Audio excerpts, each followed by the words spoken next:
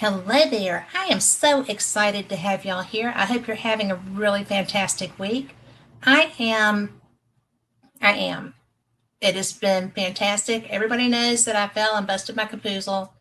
I'm better. And I am really excited about tonight's show because there's so many different things to go along with these topics. Samuel Chong is a really fascinating person. He's got a wide range of interests, but he is an attorney, a court interpreter, a translator. He is a UFO researcher, and we're going to be talking about how that came along. He has a lifelong interest in the paranormal, UFO, spirituality, and I think that this is going to be a really fun interview and a really interesting one as well. So, Dr. Chong, Samuel, welcome. I'm so glad to meet you. My pleasure, and thanks for having me here. Absolutely. You know, I also am interested in the paranormal and spirituality as well as ufology.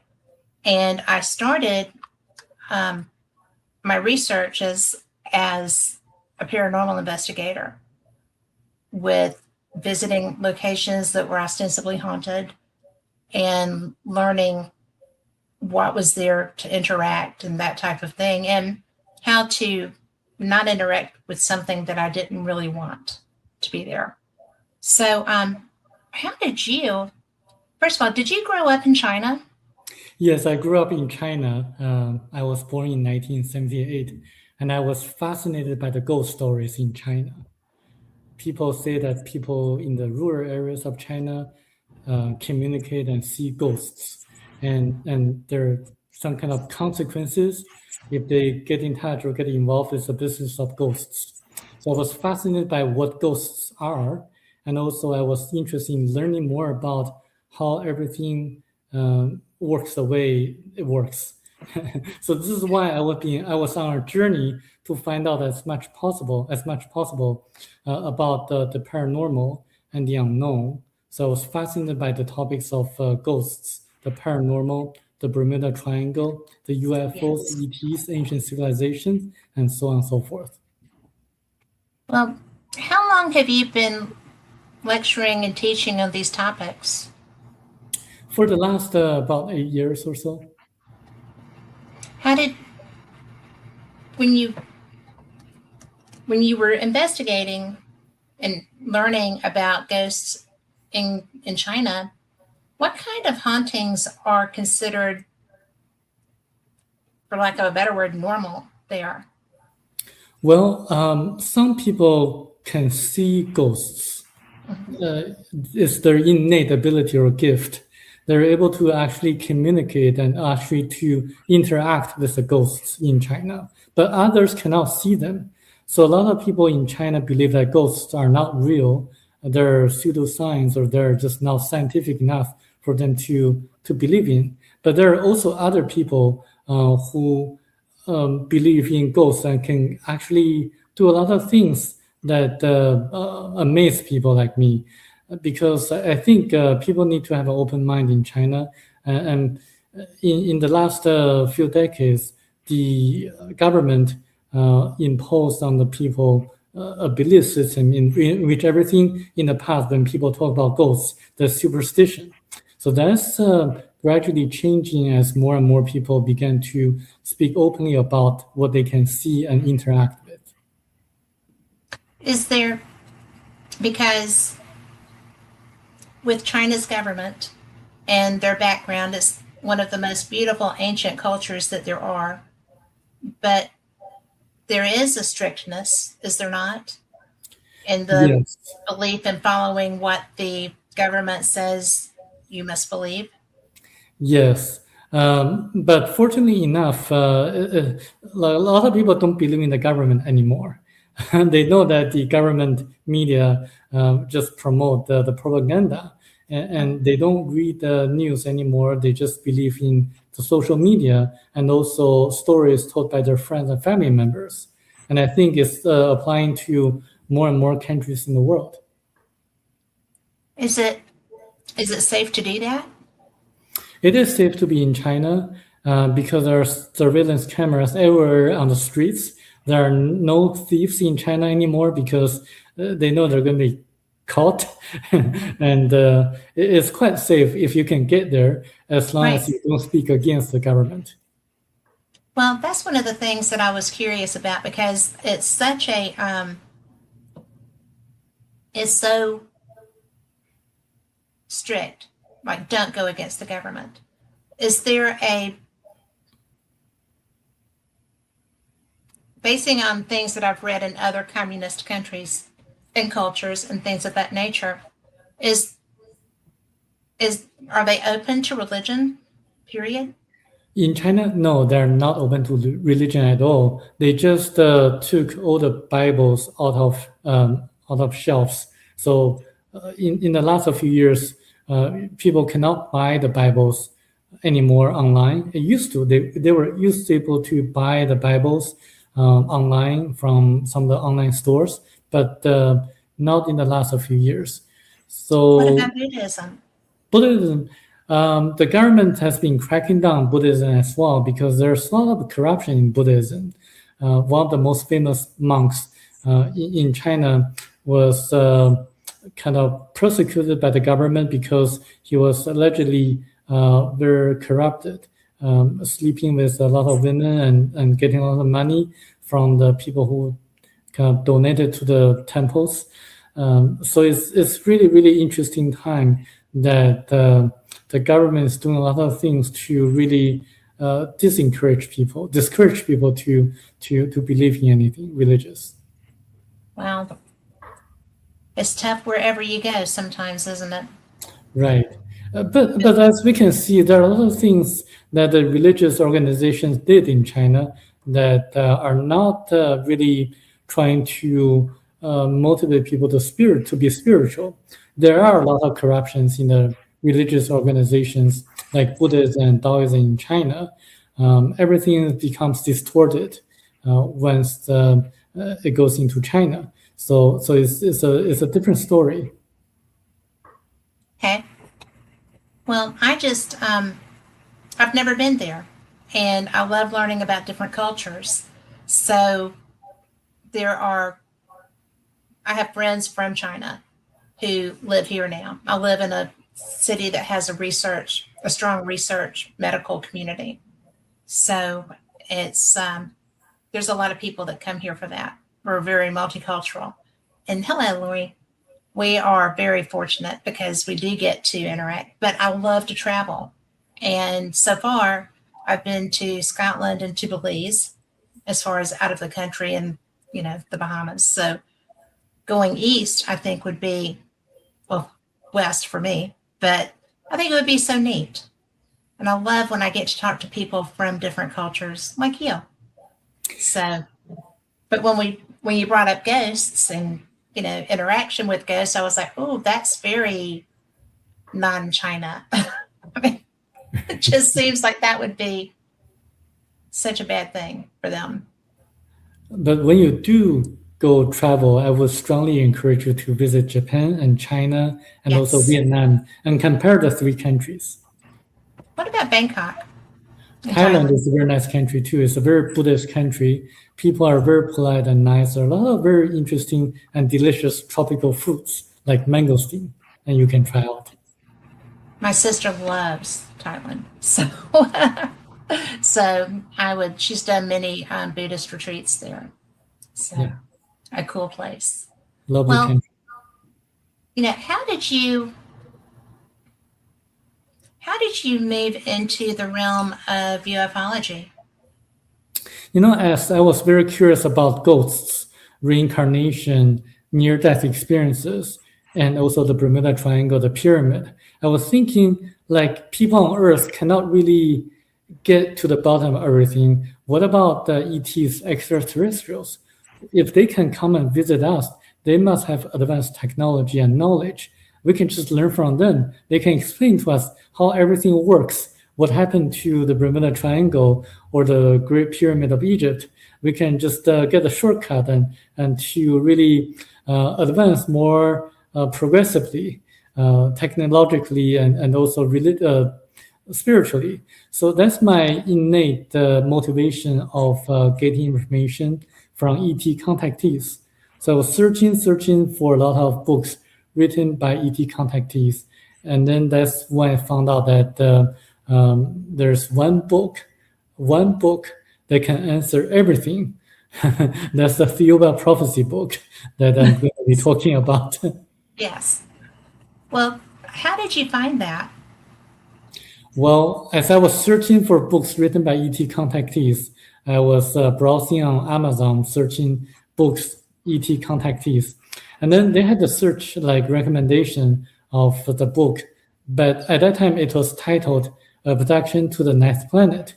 It sounded very interesting to me, but it was selling very expensively, over $100 or so.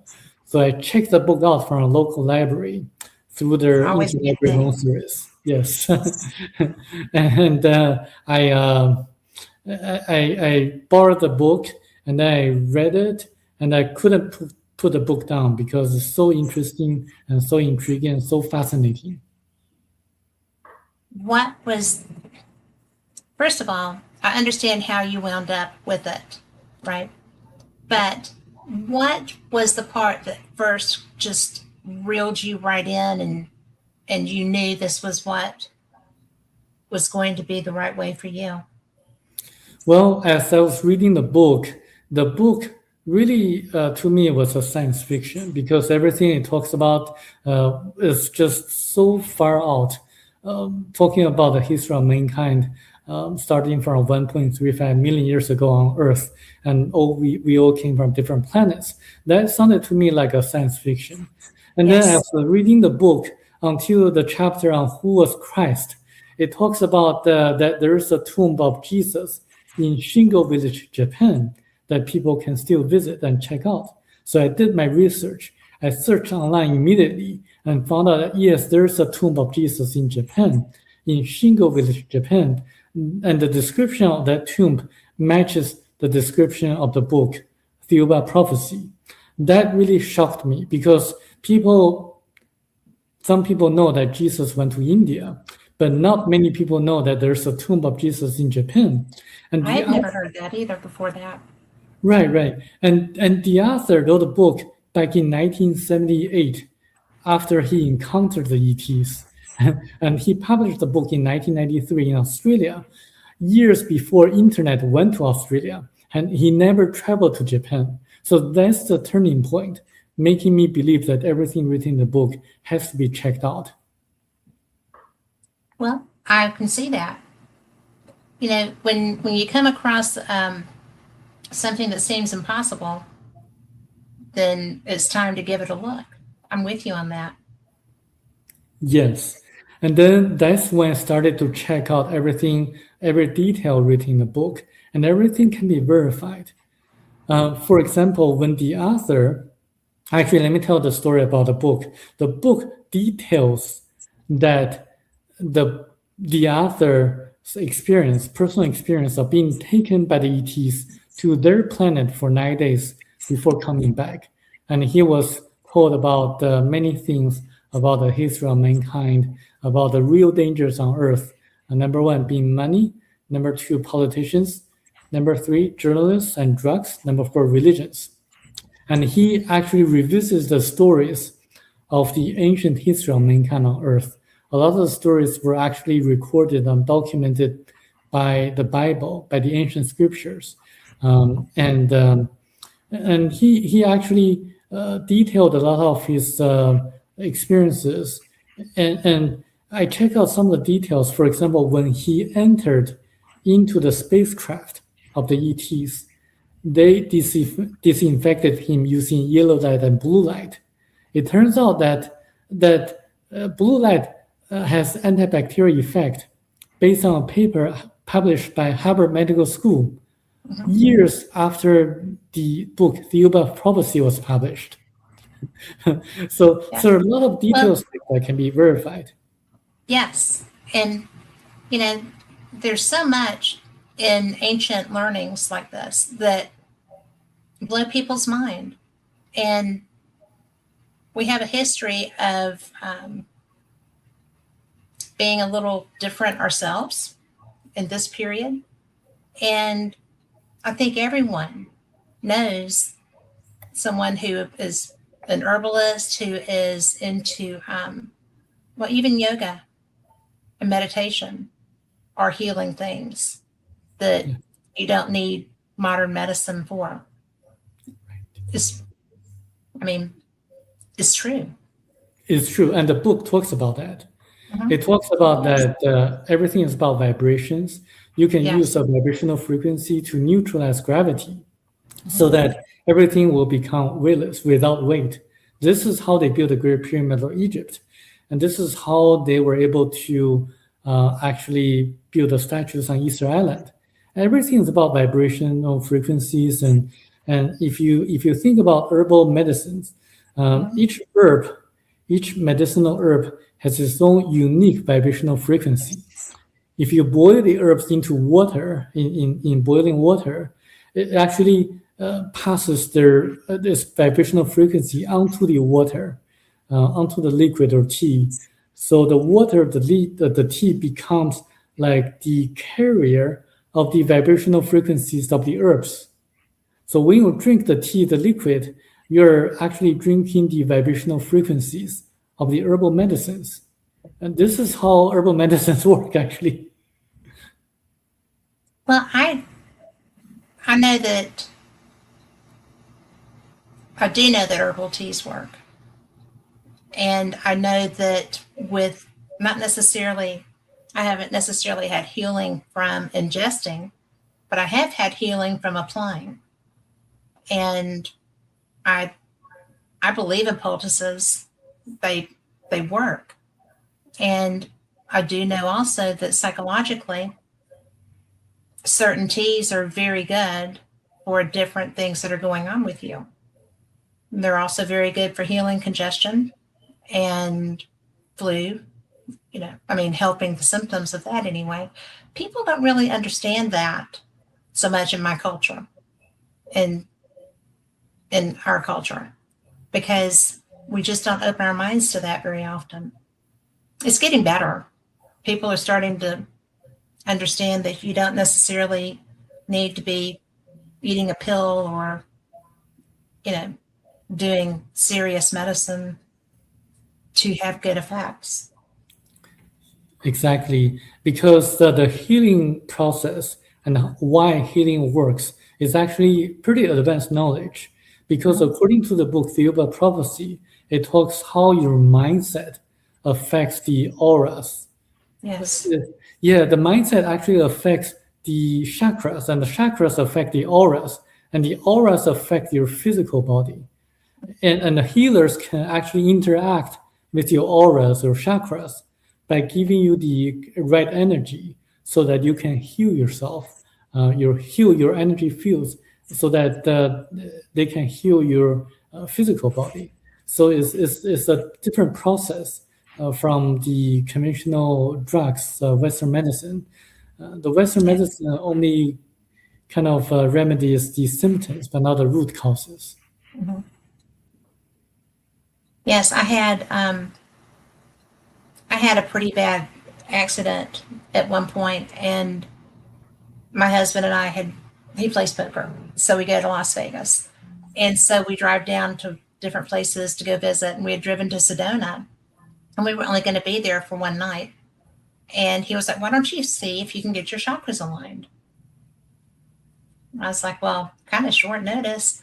And it was supposed to be because a woman was there to do that, but she had a client going with her, and that client said, "Sure, tell her to come along."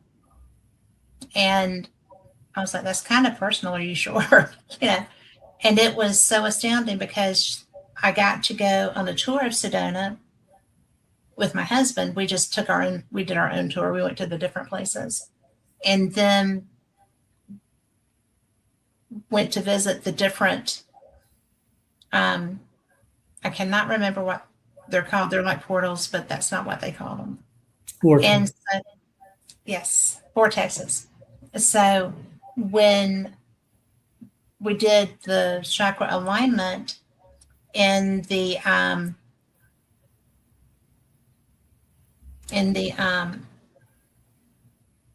well, on one of the vortexes, and when we left, it was so different.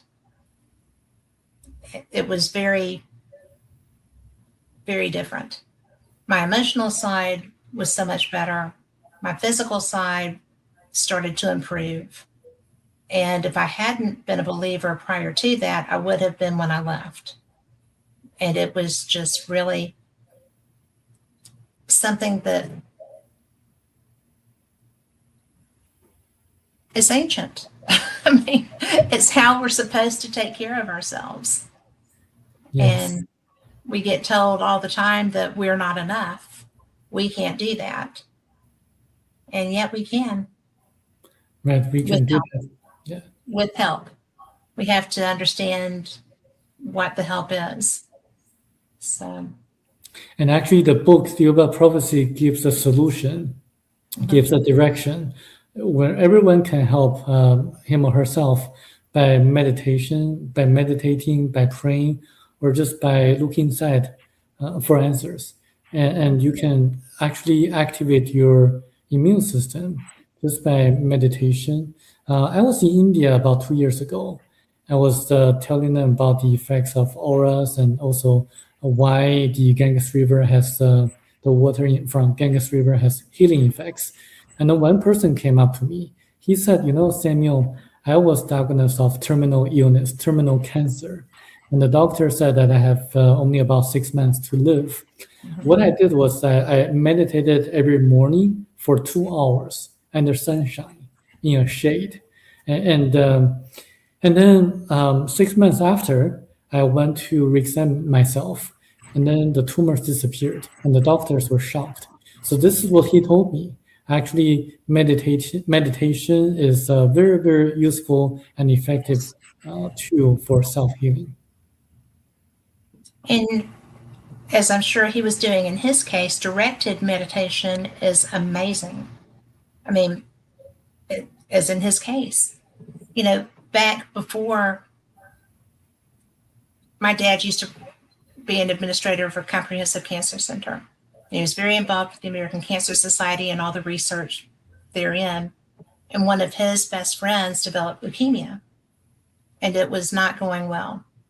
And like your friend, you start looking for alternatives to what the doctors are telling you, because back then, I mean, we're talking the 80s, mid 70s, 80s, and it was not easy to be a cancer patient at that time. It still isn't. I'm not downgrading that. But the treatments were very rough. They were very primitive, I felt like. And people would get more sick, really, from the treatments than they were already from the disease if it hadn't progressed far. And so when they got to where they needed to find another way, that was generally the way they went. Because even if you weren't healing your body, you were healing your spirit. And they felt like they were getting something. And then as they grew in that practice, they started realizing, well, this is bizarre, but very amazing. And I'm going to trust this process. Do you think that trusting, because the Thiaoouba is it's fairly specific on what you need to do, isn't it? Yeah, if we are talking about the meditation practice, then it is actually pretty simple to do. Is you can just relax your mind and relax your muscles and breathe slower than normal and try to empty your mind. And that's actually the process. This is the gist of meditation. And I think everyone can do it very easily. Or alternatively, if someone is religious, especially a religious Christian, then you can just pray. But praying there's a technique. You should go into a place in which it's very quiet, and you can the same thing what the Catholic priest did in the past. Just meditate with all your mind power, with all your heart, and there's a way to pray as well, which is to be thankful of everything was given to you, and then to really use your subconscious mind to hope for something that will come better. And if something that you're hoping for um, helps with your spiritual development, then you'll become real. You'll manifest. But if Right. you're praying for like winning the lottery, then there's a discernment. If it Yeah. helps with your spiritual development, it'll come true. If it doesn't, then it will not come true. So that's the magic of praying. You know, they're very similar. And, a lot of people look at those two things as being different to the point of not being able to have conversations with people that don't believe as you do. And I've never seen the sense in that. I mean, we're all citizens of this world, and we all have to live on this planet together, ostensibly, right? Until Yeah. something different changes. And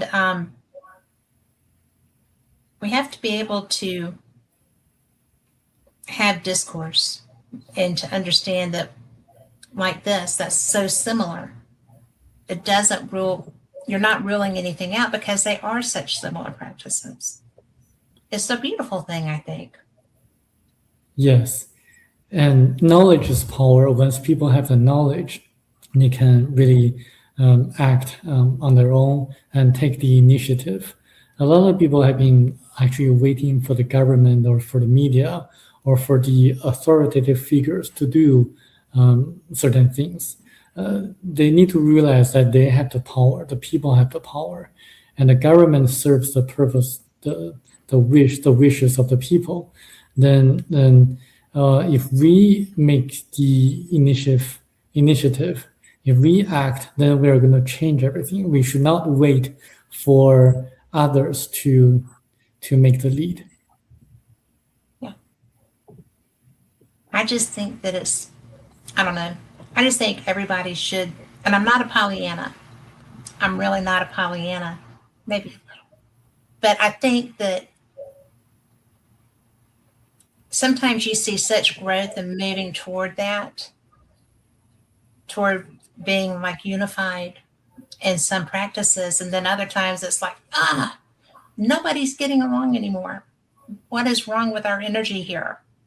And about the only thing I have figured out is that I can change my energy, but I can't really change anybody else's. So I work on me. Sometimes that works really well. Well, Sometimes not so much. yeah. Well, everything's connected. I think if we help each other and act together, then we're going to change gradually more and more people towards the harmonious nature of our society overall.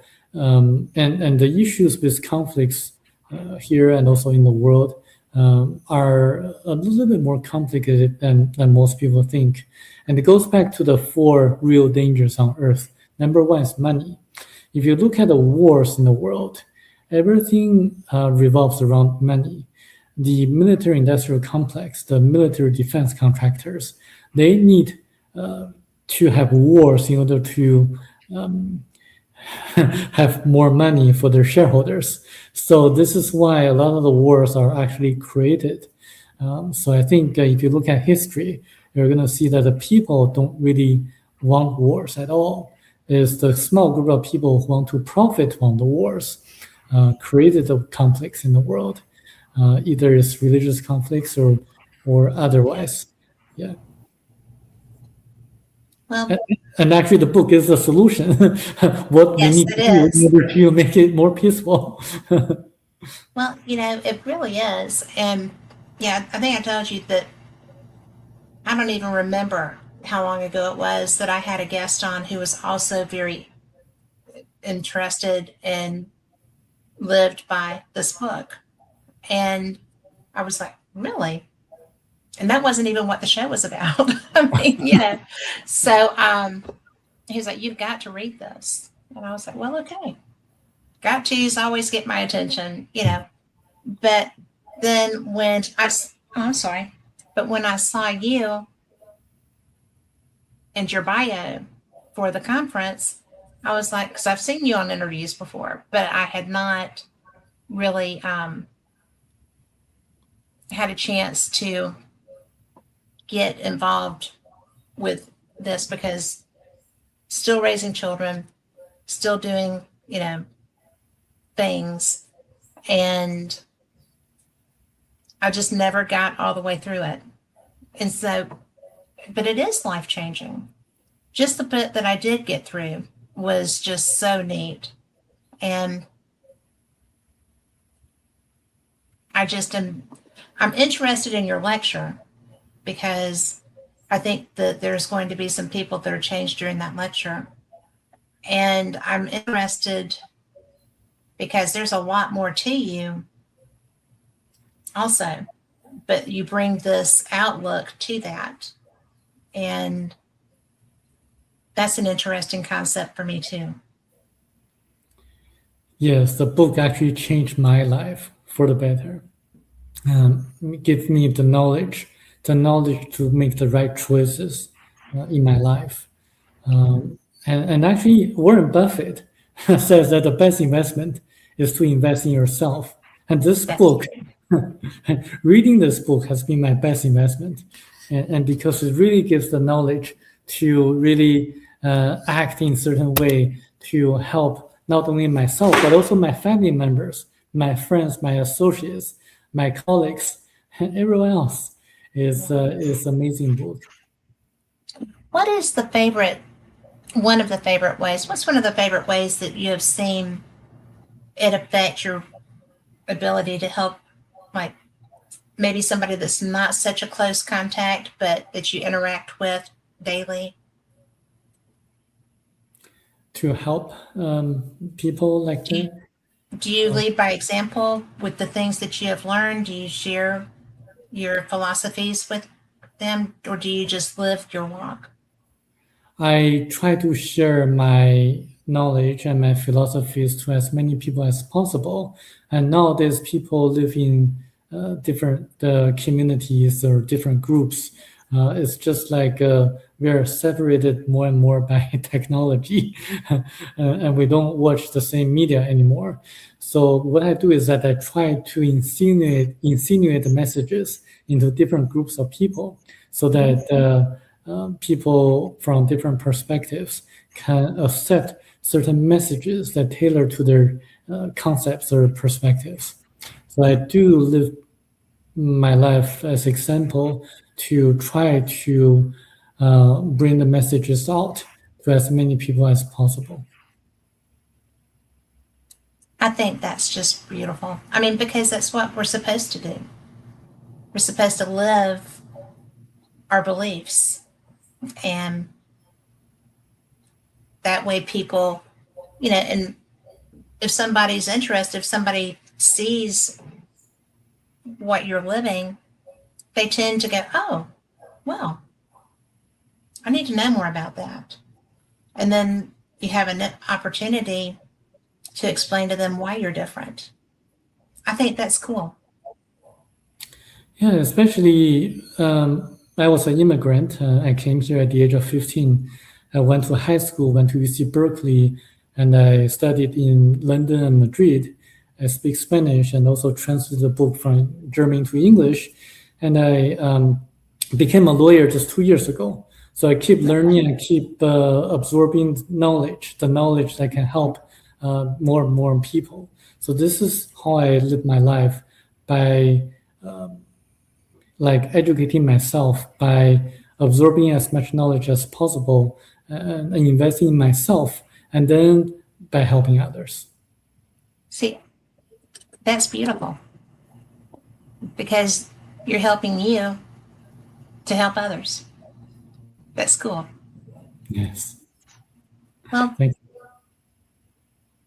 I had nothing to do with that. I mean, that's just pretty interesting. And it's, I mean, it really is. It's such an important way to, you're spreading the benefit of that just by being an example. I love that. Yes. I mean, And I to me, hope I that's can, great. yes, and I hope I can motivate and inspire others. A lot of Chinese people who came here and a lot of Japanese and Korean people who came here, they actually do similar things. It's just that I think there's more into having financial freedom. There's a spiritual side of everything, and there's more into accumulating material wealth because we really cannot take away anything material after we pass or when we pass. Napoleon conquered a vast territory of land, but he couldn't take away anything when he died. So what we can take away is the spiritual knowledge and spiritual lessons through our interactions with others in daily life. And what a much better way to be spending your time if you're going to be sitting somewhere contemplating what you lived than to have been a positive in somebody's life or in the life of people that you love, or just, my dad told me that I was much too big of a Pollyanna to survive in this world.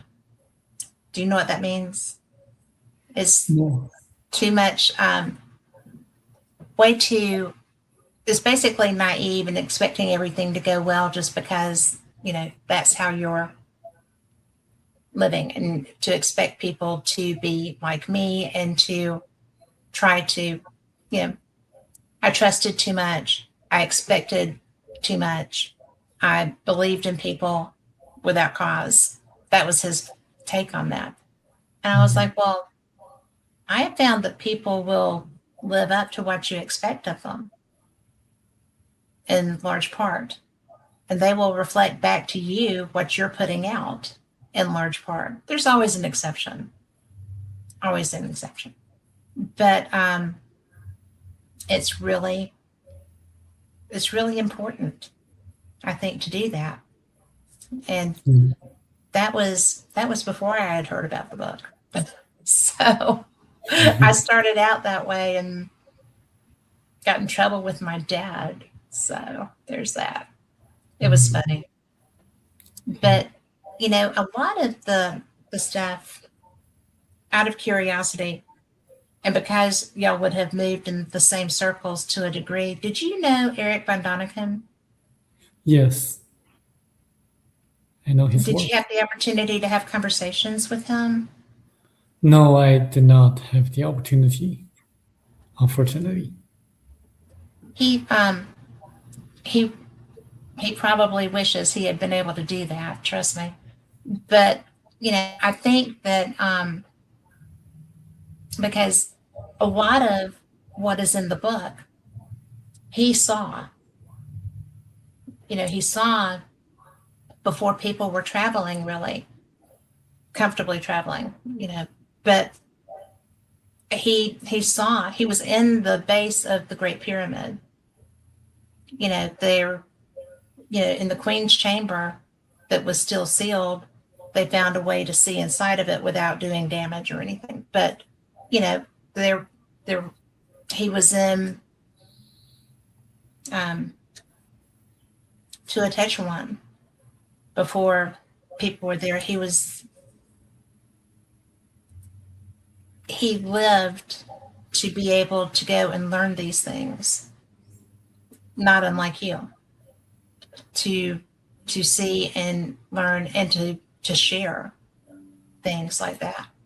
And I would have liked to have been a fly on the wall during one of y'all's conversations if y'all were ever able to have one. I think that would have been such an interesting day. So, but because I think he lived a lot like that. I don't know about his I don't know his personality as far as interaction with the average person. I do know that he was one of the first true adventurers that I got to listen to, and I did every chance I could get. And I think that when it comes to like the UFO side of things, it's just it's interesting because what he saw in his journeys made him believe in the UFO phenomenon. And I think probably that made a big difference for an awful lot of people. Just an awful lot of people with his writing and the way that he expected to always find something special. You know, he didn't go to these places just to go. He went because he had read about them, learned about them, understood that there were special things about the places that he wanted to go to. And he would, from the time he was 17, he would work and make the money to travel and go somewhere and learn about it and then go home and work some more to be able to go to the next place. And I think sometimes in our society, people start looking at the shiny objects. I must have a bigger TV. I must have a better car that, I need an L on that or whatever, so that I'm driving something a little better than my neighbor. There's a lot of competitiveness in our society and even competitiveness with ourselves. We've got to be better than what we are because, we put that on ourselves. And I think that we forget the beauty of learning, just to learn, not to get a degree, not to, get a raise, not to do anything else, but to improve ourselves or satisfy the curiosity that we have. Do you think that's true? Yeah, I mean, it's very important for us to satisfy our curiosity and also to learn and invest in ourselves because, I was a very curious person. I'm still very curious.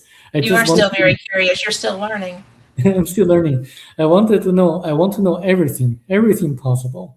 So actually my life motto is learn from the best and know everything there is to know. So I just want to get as much information and knowledge as possible. This is why I found this book to be extremely interesting and fascinating because it actually answered all the questions I had in my mind when I was young, and it explained everything about life, about the purpose of life, about reincarnation, about destiny and like predestination and also free will. And there are a lot of things explained in the book that can open people's eyes and very different perspective.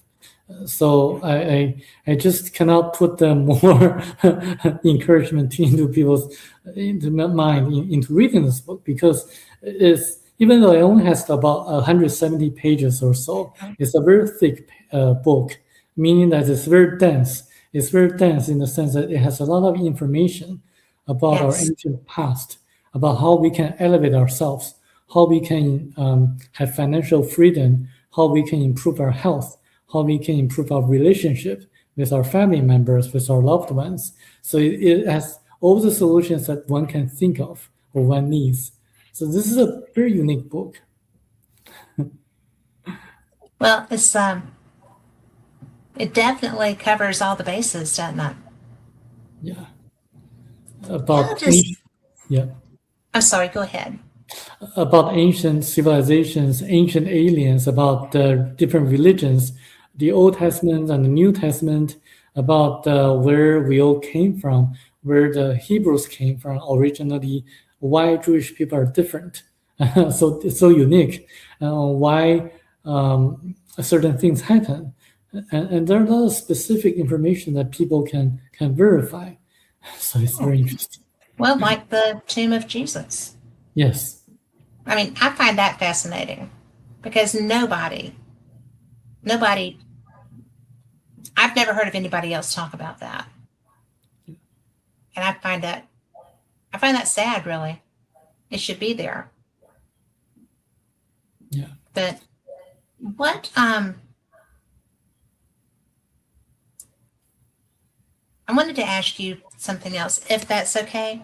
Yeah. We're going to go a little bit, changing the topic a little bit. But I know that you've got your interest in UFOs, and I know that we have our historic big deal cases. We've got, like UFOs over the White House back in the day. We've got, Roswell. We've got, oh my gosh, we've got so many. But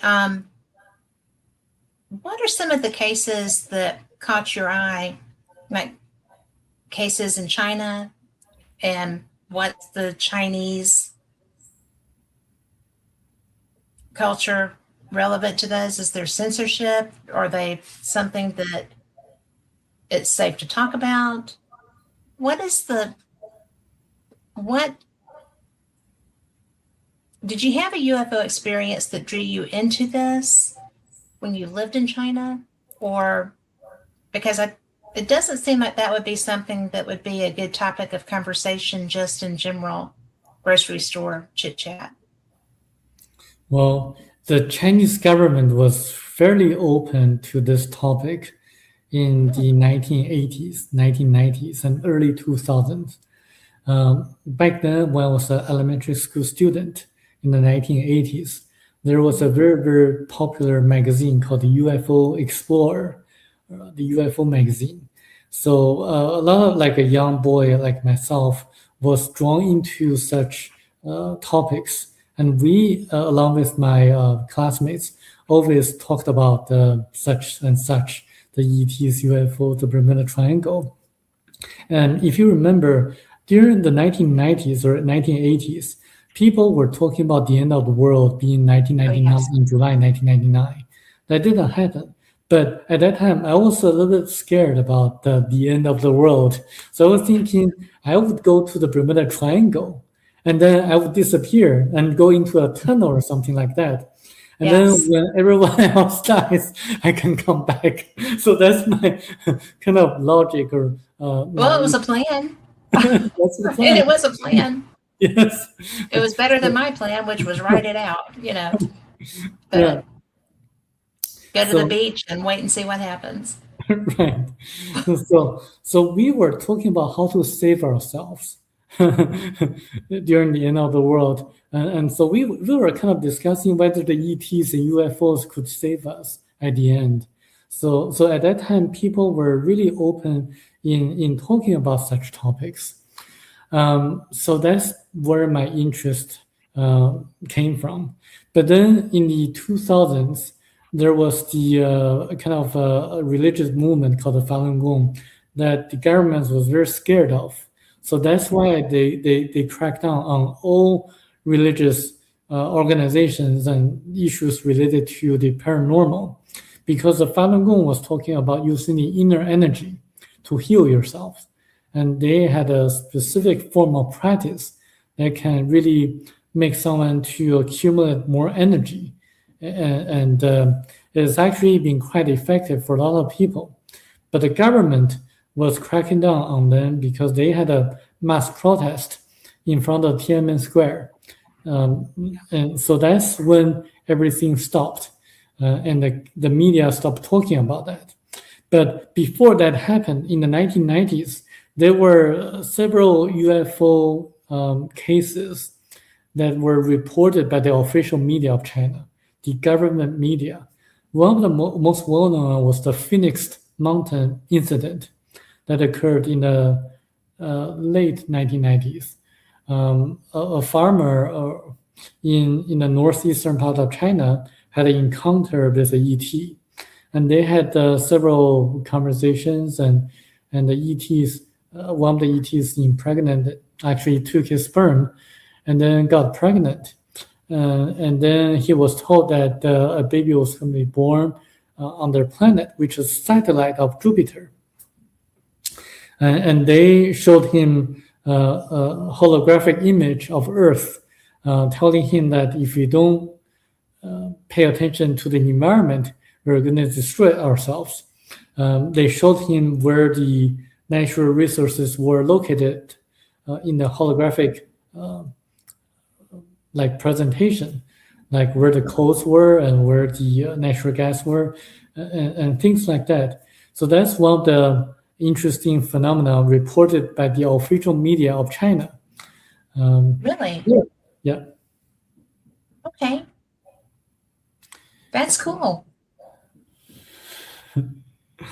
Well, where did that go from there? And then, so they had a lot of investigators to visit that part of China to talk to the ET contactee. They performed the polygraph exam, the lie detector test, and psychological exam on him. And then the result was that he wasn't lying and he didn't have any psychological issues.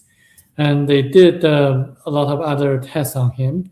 And then and a lot of people were interested in his stories, but then they couldn't make any sense of it because it's so far stretched from the perceptions of the regular people. So even though they had a lot of investigations and researchers, they did not have any conclusions on that ET contactee. So the official media stopped there. And then there were a lot of sightings too that were reported by the official media, like the UFO, UAP sightings.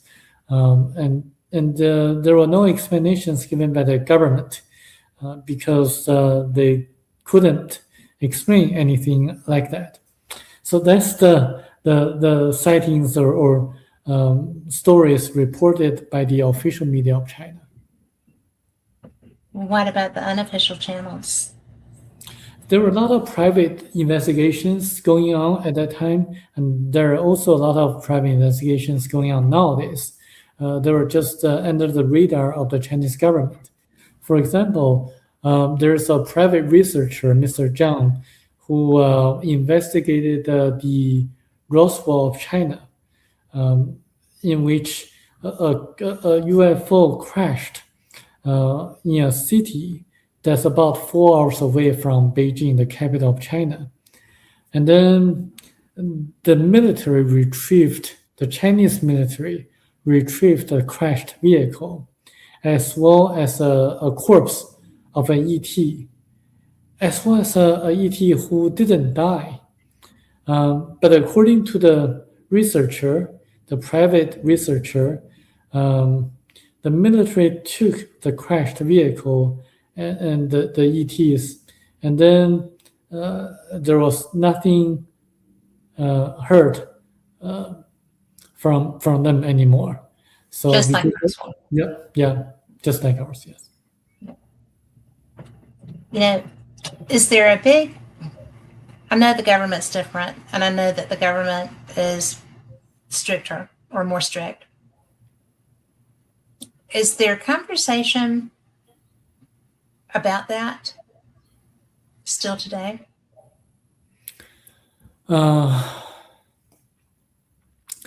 In the 1990s or 2000s, people were mostly interested in earning a lot of money, making more money and more money. So only like a small group of people were interested in UFO and paranormal research in China. And after the crackdown of the government,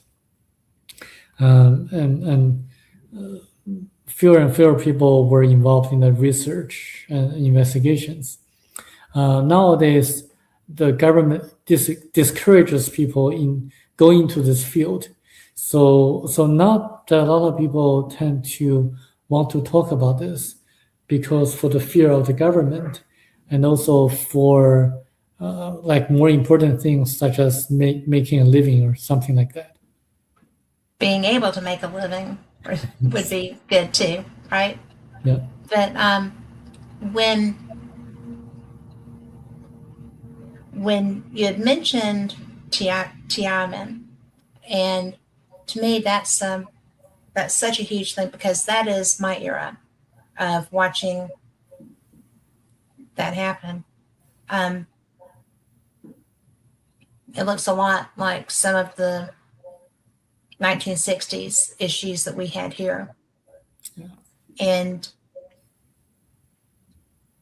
the crackdown that we had here didn't last very well because Americans do demand freedom, and sometimes to the consternation of our government. But it's not as different as I would like for it to be, but it is very different. Just from what I had friends who were from China who immigrated here and conversations ensued and stuff like that. But it's really interesting because I would never have thought that there would be a Roswell incident that could be kept so quiet. And I mean, I've done what I'm doing here with you for 10 years. And I've never talked with anyone and learned that there was a Chinese Roswell. So this has already been a great conversation, and we still have an hour. But, it just really is fascinating that this is apparently a universal, well, an earth-wide thing. It just does blow my mind because we're always told that, well, but that's just here and there's so few incidents and how on earth can this possibly be true and da da da da da. But my second time in Scotland, I went to the Scottish UFO conference, paranormal and UFO conference, and it was very small. It was in Glasgow, but I met people that I had known before I got there. I knew some of the stuff that was going to be talked about. And to me, that's fascinating. And we have King Friday in chat who says retired military law enforcement has a non-disclosure story about an incident, in the late 80s. And then he said a lot of countries have Roswell incidents, but they don't get talked about. That should be, maybe it's because Stanton Friedman was a friend of mine and he was the first civilian Roswell investigator, and I got to learn a lot because we were friends and we would talk. But I don't feel like this information, which is a global phenomenon, is shared very well. Because I think if it was, there would be more people who believed that this was a real thing. Because there's a lot of people that, will poo-poo you to high heaven. Oh, no, honey, that's not real. How can you believe that? Well, because it's real. There's so much. And every culture, I'm sure probably every culture does have a history of this. And King Friday is welcome to pop in there and say where, but it's just a fascinating thing to me that this is not a universal conversation, a global conversation. Are that many governments threatened by it? I do think that it has a lot of implications to the current technologies that we use. For example, if you can reverse engineer the crashed vehicles, then a lot of the oil companies are going to go bankrupt if they know that there's a more efficient form of energy that people can use. A lot of their shareholders are going to be in trouble. And a lot of the governments are going to be in trouble because they depend and rely on the tax revenues from the sales of gasolines or oils. So it's actually like a chain reaction that's going to kind of disrupt a lot of industries and the governments. So this is the reason why a lot of the governments are not disclosing this, mostly for financial and military implications. So I think, however, there's a good news is that the book Thiaoouba Prophecy is very popular in China Yes. as a science fiction, not as a nonfiction, as a science fiction. Yes. So people gradually are learning about the possibility of the existence and contacts by the ETs from ancient times. So I think this is like a starting point.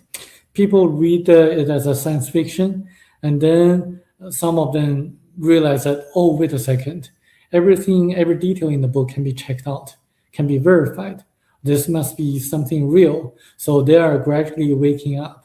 And I think China is leading the US on this point because they actually are learning from the ETs who are more advanced than the ETs that were on the crashed UFO vehicles in Roswell. Well, ostensibly, only one of them survived. So, yeah. I mean, in the sense that there are different kinds of ETs.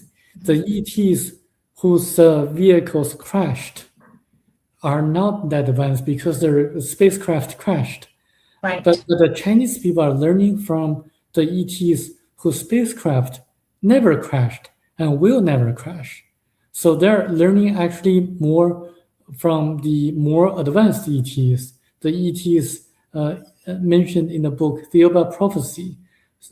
Even though the book is published as a science fiction, a lot of people are reading it because not many books of this kind are published in China. So it actually feels like a vacuum. Like people just love this book. It's a bestseller in China, even among the official media. That's bizarre. Yeah. Cool, but bizarre. Because when you try to talk about it with people here, they're just like, the what? Okay. But well, people will be talking about it now. But I'm so excited. And to King Friday in our chat room, I did not mean to try to sound like I was putting you on the spot. I apologize. I did not know that you were still under your non-disclosure. So sorry about that.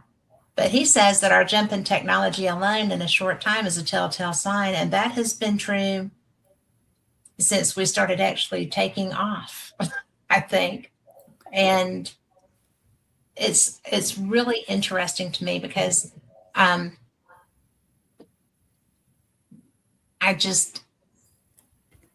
we keep advancing so quickly. We haven't taken quite the jump that we took in the 60s. That was huge. And there's been like computer technology, medical things, and things of that nature that I think are as a result of research on what we've gotten. But it just seems like people are so unaware of the fact that we didn't make all of this stuff. This is not something that we are known to do. We've had so many leaps in the past century and really by decade. And you mentioned Y2K, going through Y2K. That was actually very frightening for so many people. It was a end times kind of a feeling. And I just was like, well, what are you going to do? You can't fix it. I mean, you don't know. But it turns out we did not blow up, die, and go away. So that's a good thing. But but the book is such a good tool. I am really looking forward to your lecture. I have to tell you, I'm very excited about that. But you've got I don't know how to say his name. Michel Desmarquet. Is that French Michel yes? Desmarquet. Okay, Michelle. But he was an abductee. Yes, he was an abductee in 1987. I don't know that name. Can you tell me about him? Well, he was a landscaper in Cairns, Queensland, Australia.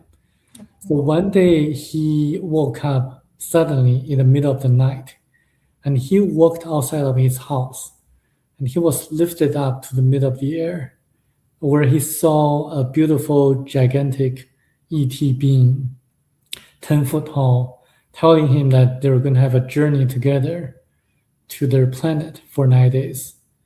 And then he was brought into their spacecraft, which is a spherical shaped aircraft or spacecraft.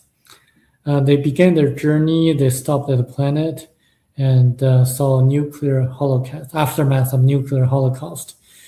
And then they reached their destination, which is a very beautiful planet, just like a paradise. Everything is so perfect, surrounded by a golden mist. So he calls the planet the Golden Planet. The people there are really compassionate, friendly, and loving people. And the gravity on the planet is smaller, lighter on Earth. So he had to be careful when moving around. Also, the planet has a lot of colors and lights. So he had to wear like a facial mask, like sunglasses, to filter out the strong lights and colors. And then he was told about the history of Earth, where we all came from. We all came from different planets. We did not evolve from apes at all. And we had several great resets in the history of mankind on Earth. That means we all have had very successful ancient civilizations, which built the Great Pyramid of Egypt and the statues on Easter Island, as well as some of the statues in Latin America and also parts of Asia, in which we still have trouble building those, even using modern technology. So he was told about how they visited Earth from time to time, and why certain groups of people in ancient times saw them as gods or goddesses, like people in India. So when you see like people in India, they have pictures of gods or multiple gods and goddesses appearing like angels and appearing like non-gender-like. Yes. So the people from Thiaoouba, that planet, are hermaphrodites, meaning that they have both male and female sexual organs. So they tell us that they were involved in some of the historical events that occurred on Earth in our ancient past that were recorded by the ancient scriptures in the Bible. When you think about this, you can imagine like when the two cities, Sodom and Gomorrah, were destroyed, like who really caused it? Like who really did it? And when you think about Exodus, Moses leading the Hebrews out of Egypt, like who really parted the sea for Moses? Who really gave the manna for the Hebrews to eat when they wandered in the desert? So a lot of questions can be answered. And also, what was the Star of Bethlehem when Jesus was born? If we look at the Star of Bethlehem nowadays, we will shout each other, "Oh, it's a UFO, UAP in the sky." Yes. So a lot of questions can be answered. And in fact, according to this book, Thiaoouba Prophecy, or the Golden Planet, they have been involved in our ancient past by helping us to grow spiritually. For example, when they destroyed the two cities, Sodom and Gomorrah, it's not just about sodomy. It's because the people in the two cities behaved so evilly, like they punished the people who were compassionate. For example, according to the Jewish Torah, the Jewish scriptures, a young girl, gave food to a beggar on the street, and the girl was punished using very heartbreaking tortures techniques. So this is why she shouted and cried out to God. And this is why when they couldn't find a single righteous person in the two cities, Yes. they destroyed the two cities. And when you have a malignant tumor that's going to spread out to the rest of your body, the best way is to remove it surgically. So this is what they did, because they were setting a very bad example to the people who were in contact of them. So this is why they were actually helping us from time to time. So that during Exodus, they were helping the Hebrews out of the evil rules of the ancient pharaohs of Egypt, because the pharaohs of Egypt were suppressing the spiritual development of the Hebrews. Speaking of the Hebrews, I'd like to ask several questions. Have you ever thought about why the Jewish people are so unique? Like if you look at the statistics, Jewish people only account for about 0.2% of world population. Yes. Yet they account for 22% of all the Nobel Prize winners on Earth. And if you look at the business leaders and the scientists and the athletes and the Nobel Prize, like the people, the lawyers and the doctors, a lot of them are Jewish people. Like they excel statistically significantly from the rest of us. There's a reason for that. What? And if you read the book Thiaoouba Prophecy, it explains perfectly why they were the chosen people. So when I was reading the Bible, when I was in a Christian church in Los Angeles, I kept asking the Chinese pastors or the non-Chinese pastors, why did they choose the Hebrews? Why they were the chosen people, not the Chinese, not the Africans, not the Caucasians in Europe. Why the Hebrews? Like, why being such a unique group of people that they were chosen? Like, no one asks this kind of questions. I was asking this kind of question because I was jealous. Did you get answers? The pastors never gave the answers. The Really? Chinese pastors didn't know. They kind of gave the answers, kind of saying, "Oh, this is what the Lord chose. This is why they did that," but not to my satisfaction. I was very curious what's the uniqueness of the Jewish people, the Hebrews, that they chose them. And the non-Chinese pastors didn't really satisfy me either. But the book Thiaoouba Prophecy explains it perfectly in a very reasonable manner, in a very logical fashion. How logical is it? Extremely logical. It turns out that we all came from different planets originally. The Chinese, the yellows, the blacks, the Caucasians, the ancestors of the Polynesians and the Hebrews, all came from different people, different planets. But there are, according to the book Thiaoouba Prophecy, there are different categories of planets in the universe. Okay. Earth is a category 1 planet, the most basic or the low category, the lowest category. And the Chinese, the yellows, the blacks, the Caucasians, and the ancestors of the Polynesians all came from category 1 planet originally.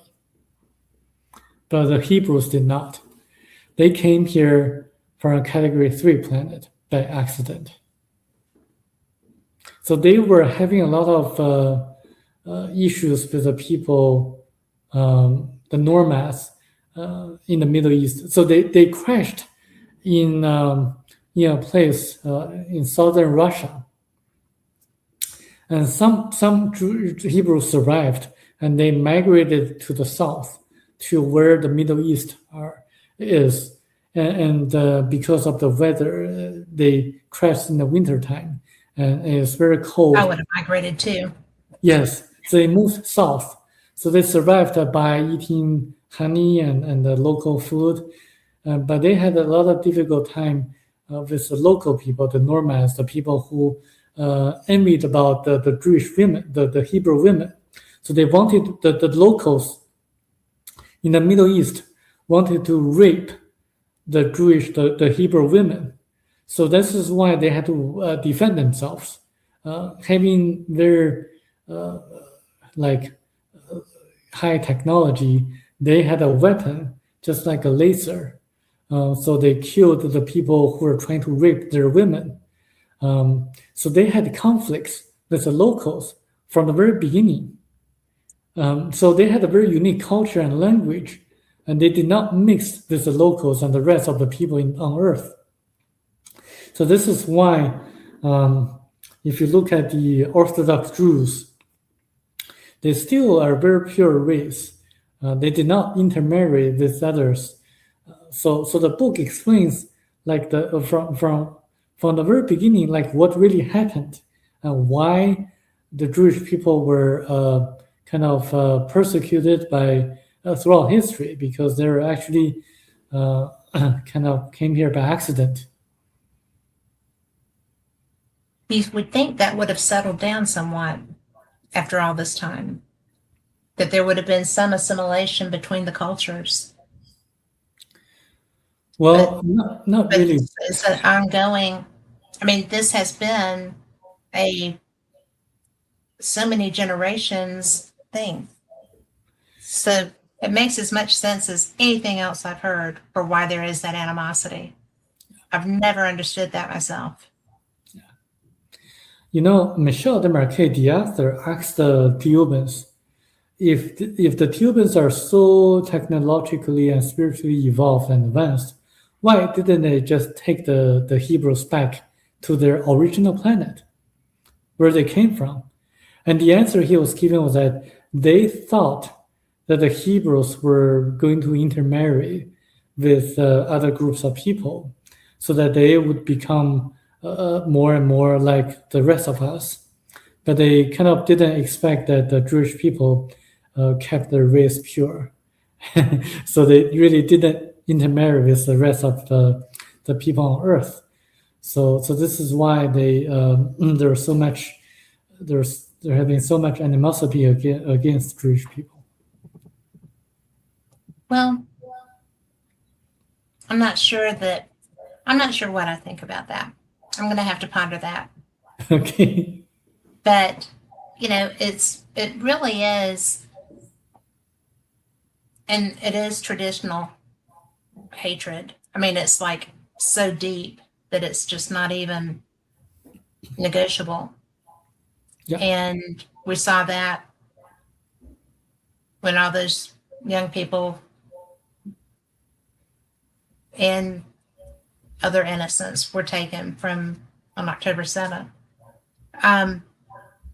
It's just one of those things that there is no, that's the most logical reason I've heard for this hatred. Yeah. I mean, truly, because I've never understood it. I don't, like I said, my dad used to tell me not to be such a Pollyanna, but I don't understand hatred of that level. And I'm glad I don't. I don't think I would want to, but it's just so seriously wrong, the stuff that goes on with that, because it's,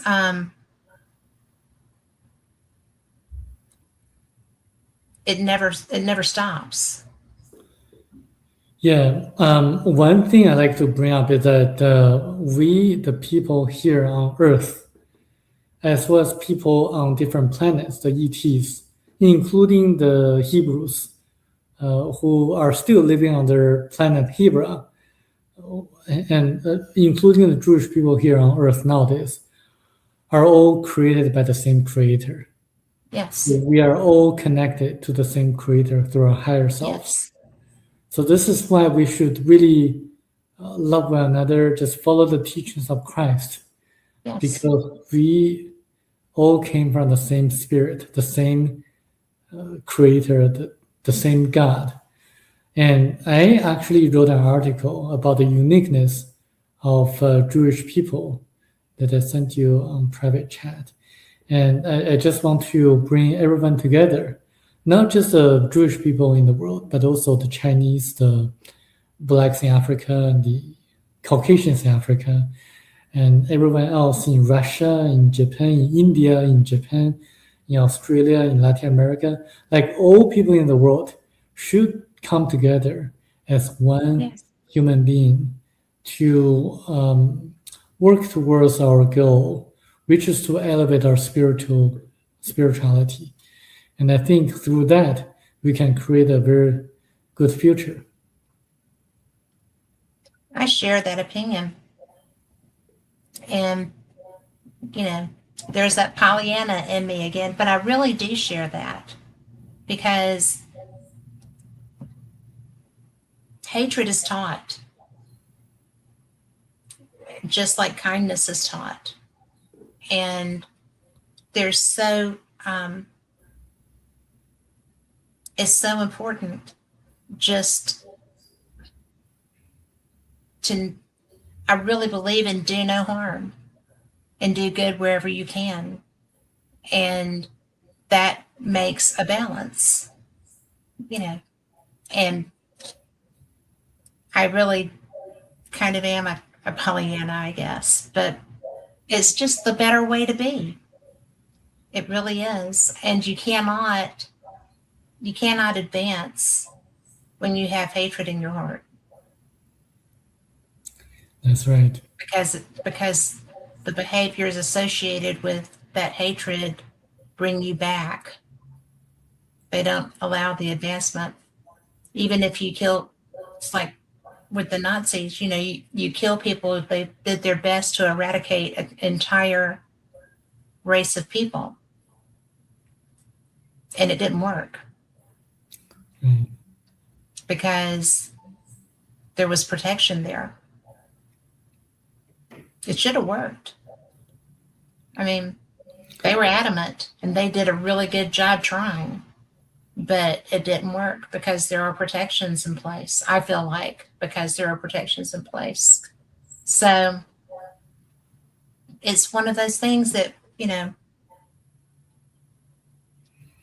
it's going to make your lecture so interesting. let me share you two things from the book that really amazes me. Is that in the book, it specifically tells us that the ETs from Thiaoouba, were directly involved in preventing Germany from being the first country to develop the atomic bomb. And I did some research on that. At that time, Germany was more ahead of the US scientists in developing or researching on the atomic bomb. There was a German scientist, a physicist called Dr. Heisenberg. And he was the father for Germany to develop the bomb.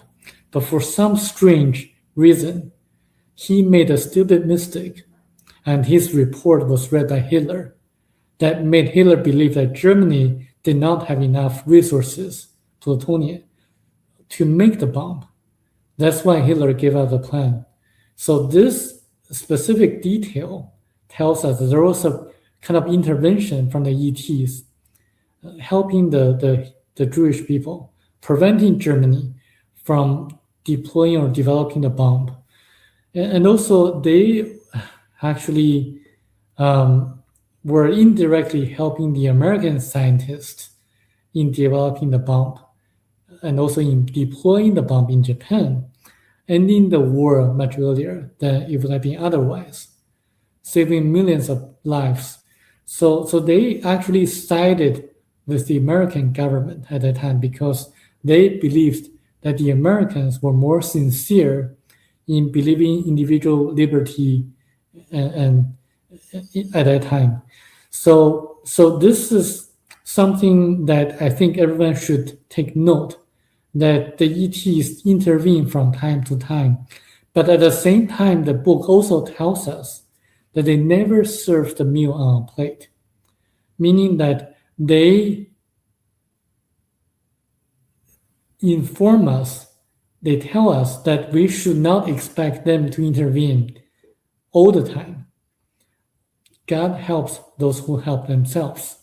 So if you're smart, and if you are trying to teach your child to solve a mathematical problem, you just wouldn't give him the answer directly. You would tell your son, like, this is the way you should explore in solving this problem. And then he would do his own research and try to solve the problem himself so that he can learn. Similarly, the ETs just give us general concepts and principles, telling us we should develop our spirituality so that we can learn from our mistakes. We should not expect the ETs to help us all the time. So this is why we have a lot of challenges we have to solve ourselves. Well, we've had tests that we failed epically, right? So there's that. But I really think you're probably going to laugh at this, but I feel like we had an opportunity for our governments to come clean on ETs, and that was Orson Welles' War of the Worlds show, because it was all about that. They're here. There's this. People were jumping out of buildings. People died. I mean, obviously, our society was not ready for that kind of information at that point. And of course, they made it the most horrible scenario, too. But I really felt like that was a trial balloon for, would people be ready to accept ETs being here? And in no shape, form, or fashion were they ready to have that conversation. And that's, I think, is why our government has been terrified for us to have that knowledge ever since. I think that hell itself would freeze over before they would acknowledge that there are ETs here. I think they're going to have to be forced to do that. And it's not a bad thing that they're here. Right. I mean, and I think they walk amongst us. Yeah, they do. They do. That's for sure. But people need to realize there are different kinds of ETs. And I believe in learning from the best. So learning from masters will be a more efficient way to progressing ourselves. So I wouldn't really learn from the grace in which the US government has been reverse engineering their technologies, because their spacecraft crashed. You're learning from the technologies that really crashed on Earth. And it's so obvious. And, and people, I feel like it's so obvious. We did not make these aviation advances on our own. We did not. It's just amazing. And you had talked about the rocket scientists and nuclear physicists and people after the world wars. And I live in Birmingham, Alabama, down below Huntsville, where everybody is a rocket scientist. There is everybody there. And it's really funny because I'm a member of the Scientific Coalition on UAP Studies, and I am the least educated person in that group. I mean, it's just so crazy because they're all geniuses. They're like you. They have a degree in everything, and they are just, they're so smart and so interesting, and they change the world, and they are looking for scientific proof of UFOs. And I'm like, well, just look up, because they're out there. I mean, you see them on occasion when, I don't know if they slip up or if they choose to show themselves. I'm not sure what the motivation is with that. But would you agree that they are not hiding behind things that they like hide in plain sight? Well, there are different kinds of ETs. I mean, the Greys are not really. I think the government is hiding something, but the ETs themselves don't necessarily hide themselves Okay. on purpose. Yeah. They're like the Thiaoubans. They don't hide themselves. They get in touch with us from time to time.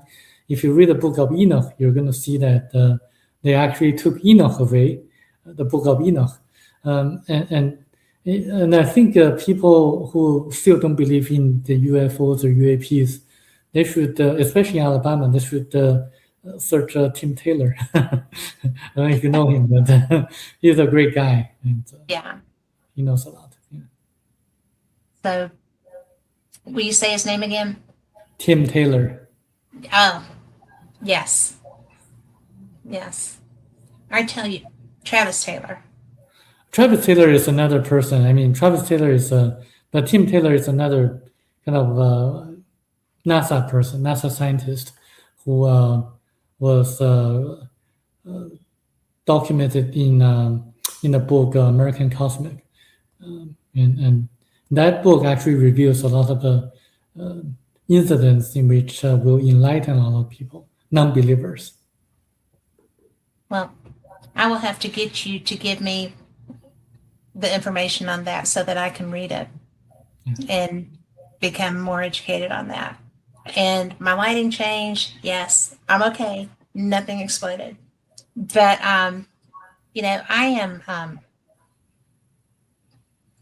am always amazed, really, by the things that I didn't know. And so far, I am loving our conversation. So thank you so much.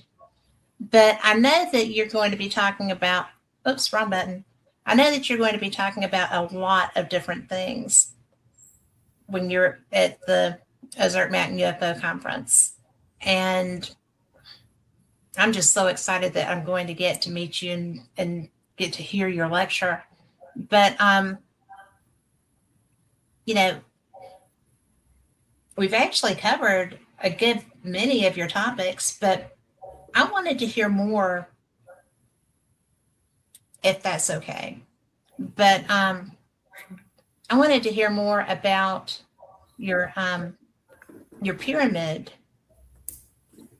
ideas, because, like I said, I heard Eric talk about that. Eric McDonough talk about his experience in the pyramids so much. And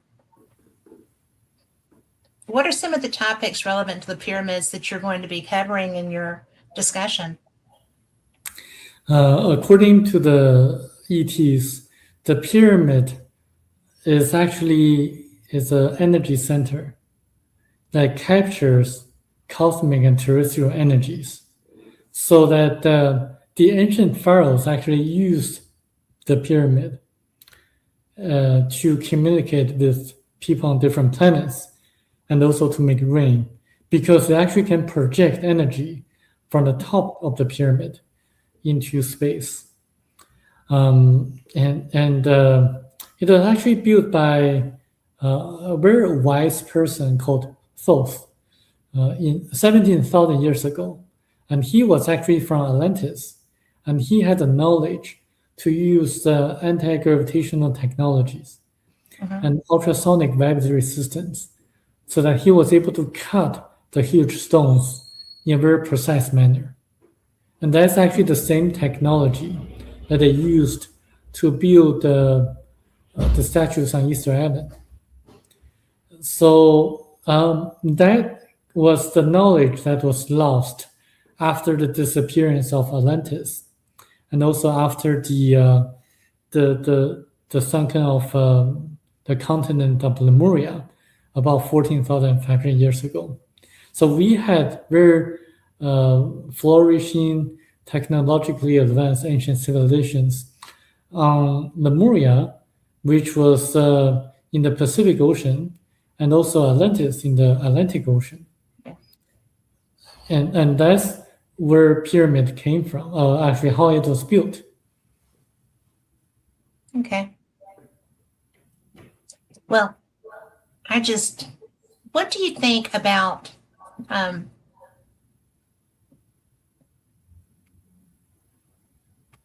the ground penetrating radar that they're using with Yes. under the pyramids? I mean, that would support that theory. Yes, that's the subterranean structures beneath the pyramid that capture terrestrial energies.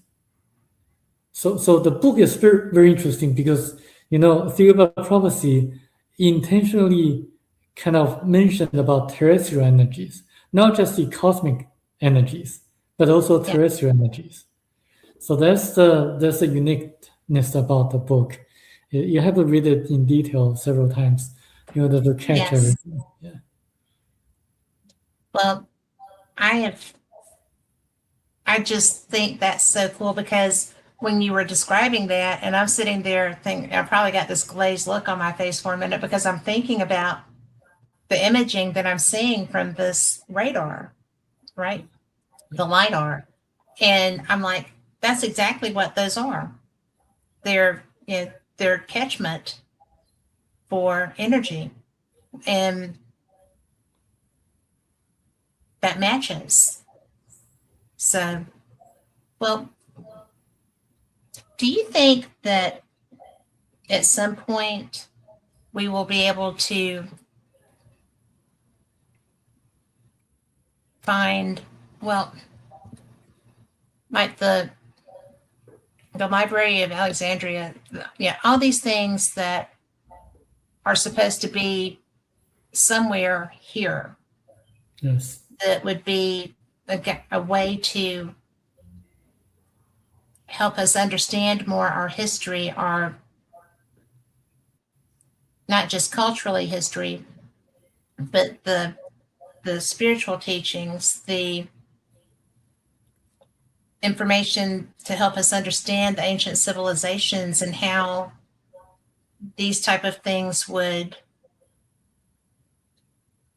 help us move more into a better understanding of each other, and yes, King Friday, but all the things that if we just had that base knowledge, I feel like we would maybe find a better way to flow together, to understand that we have to have each other. And I do feel like that's true. We're all integral parts of the same society, even if we don't everybody doesn't like to admit that.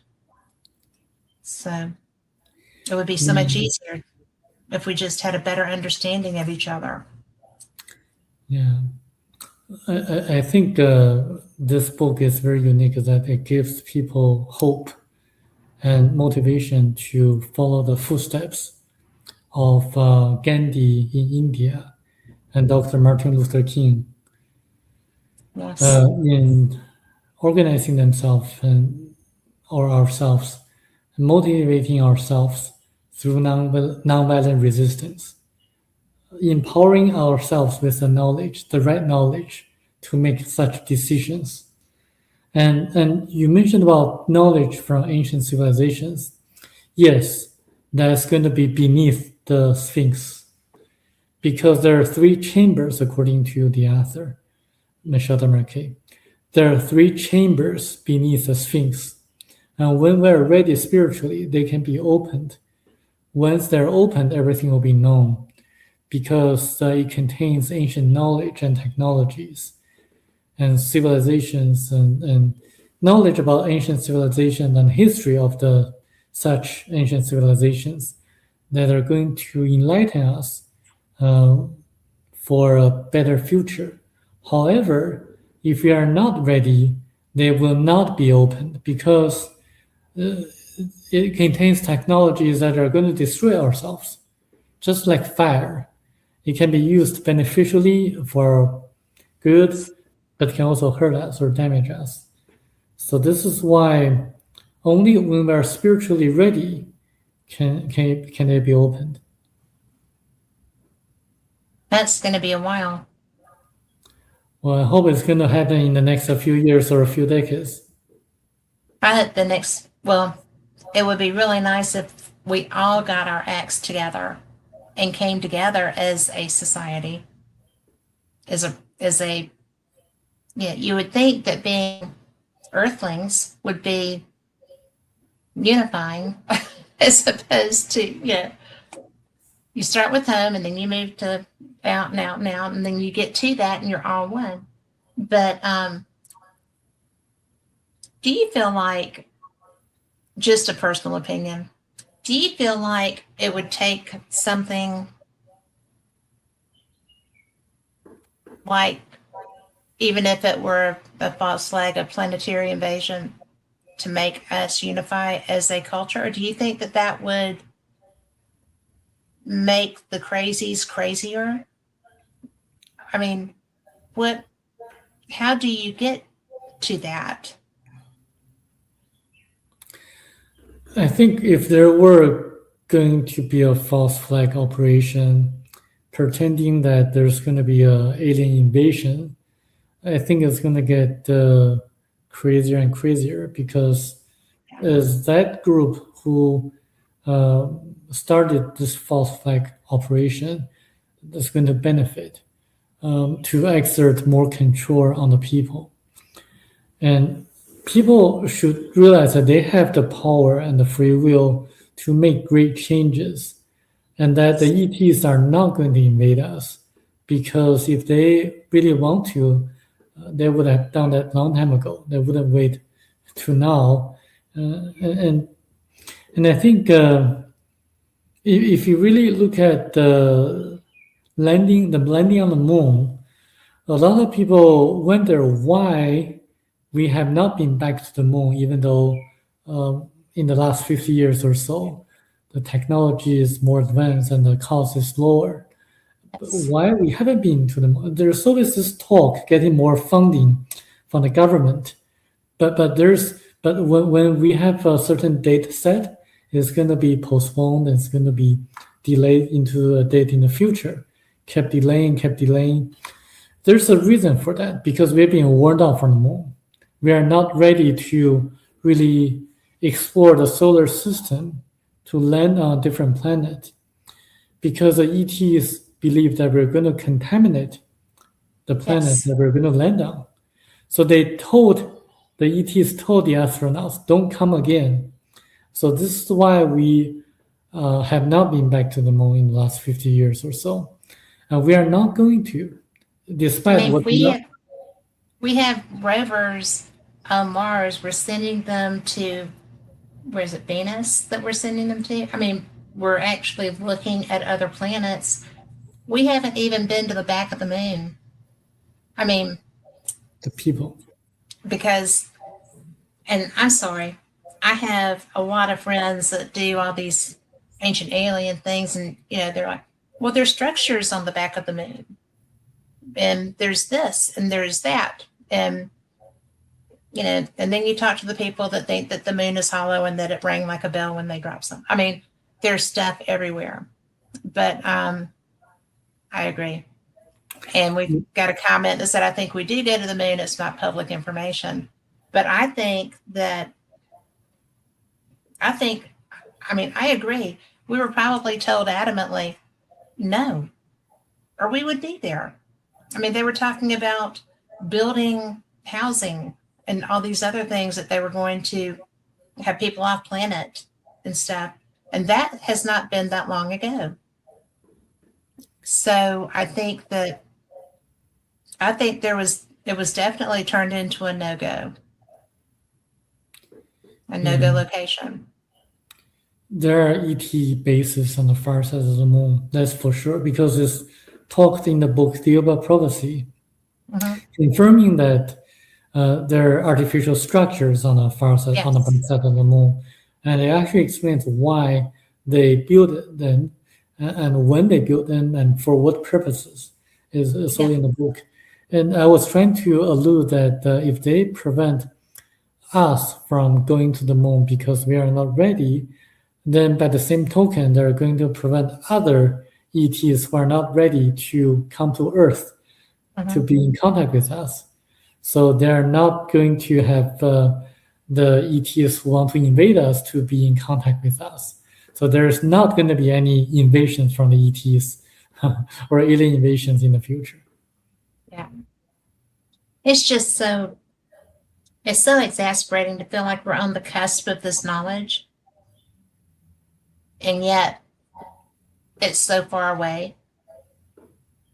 It's just a very annoying thing. I'm a person that likes the opportunity to get an answer to a question.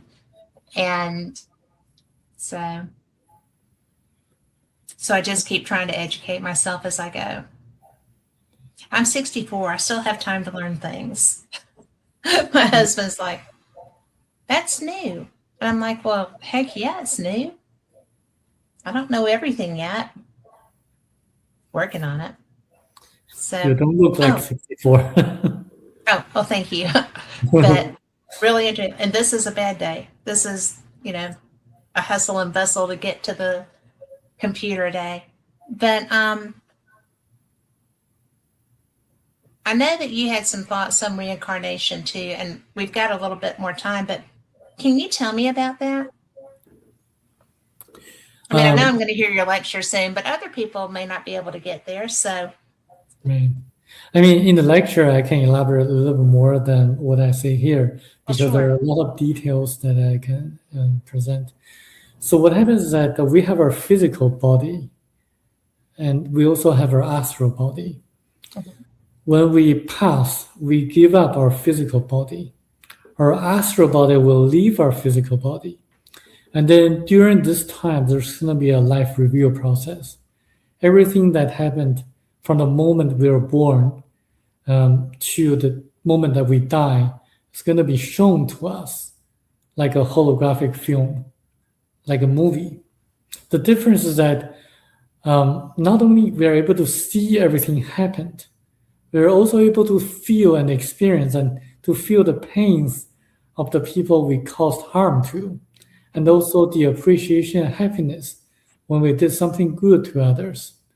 And then we are going to evaluate how we did in our lifetime.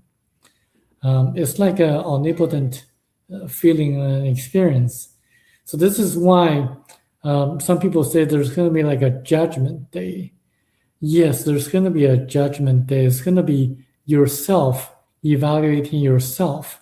But because you're connected to the source, the creator, it's also equivalent to God judging you. But in essence, you're judging yourself. You're evaluating yourself. And then from that moment on, in 3 days' time, 81% of the electrons of your astral body will go to your higher self. So this is why, like, Christ resurrected after 3 days. And this is why in Tibetan culture, the corpse of the dead are not to be touched for at least 3 days because the cycle has not been completed yet. And this is why in Chinese culture, when a person dies, you're not to bury that person for at least 3 days because the person might come back. So that's in Chinese culture. So what about the other 19% of the electrons? They will remain in nature until the person reincarnates or until they're recycled by nature. But because of static forces and energy, they resemble the appearance of the person who just passed. And because electrons have memories, they frequently haunt the places they loved or hated. And some people can see them, and some people can see ghosts. And then for the 81% of electrons that go to the higher self, they will remain there until it's time for them to reincarnate. And then they will contemplate what kind of spiritual lessons to learn in their next life. And the next life, the important events of their future life will be shown to them, the critical events. And they can decide whether to reincarnate or not. When they accept that kind of life to the family they're going to reincarnate to, the memories are erased. So this is why most people don't remember their past lives, but some people do. Like the children, researched by Dr. Ian Stevenson and people like that. Yeah. And King Friday says, we used to bury the dead with a bell, and that hasn't been that long ago.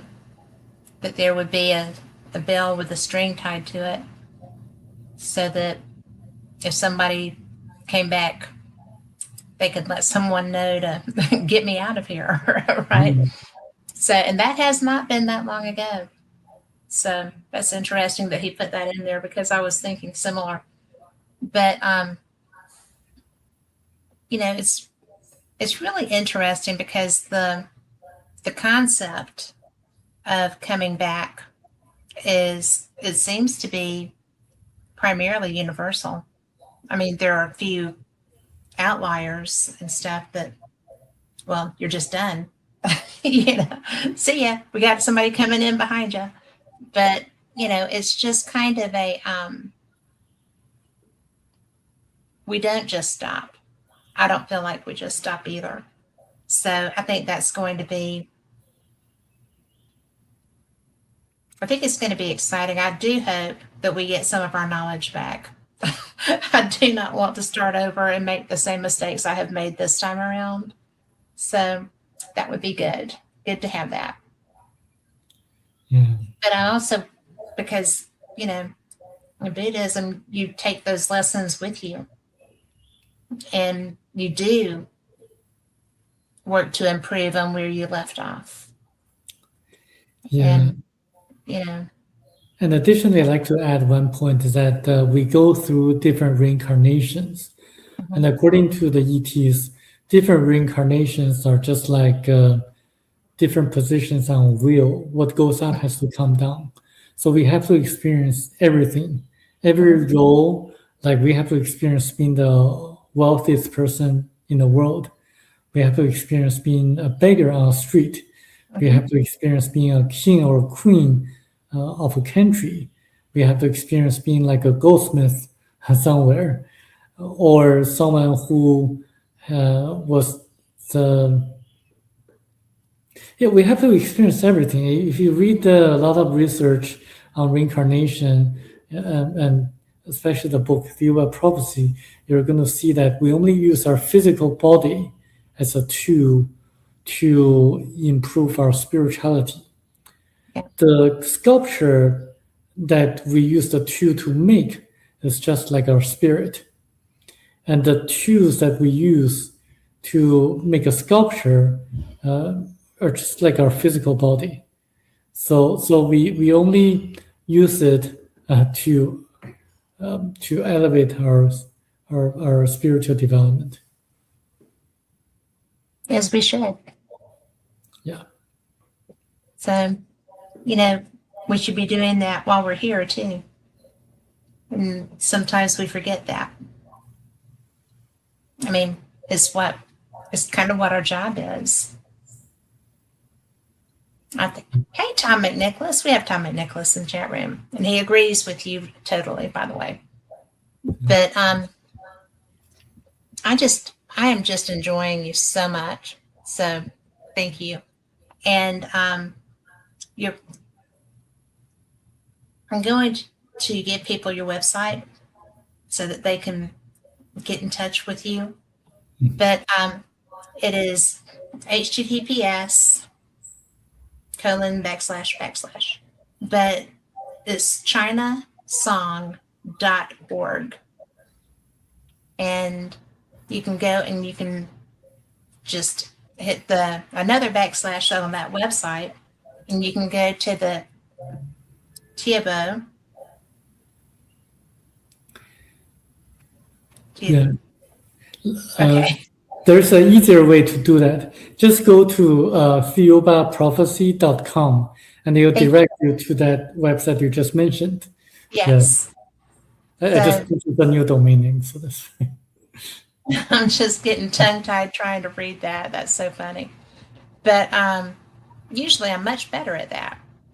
But I am just so glad that you have been here tonight because,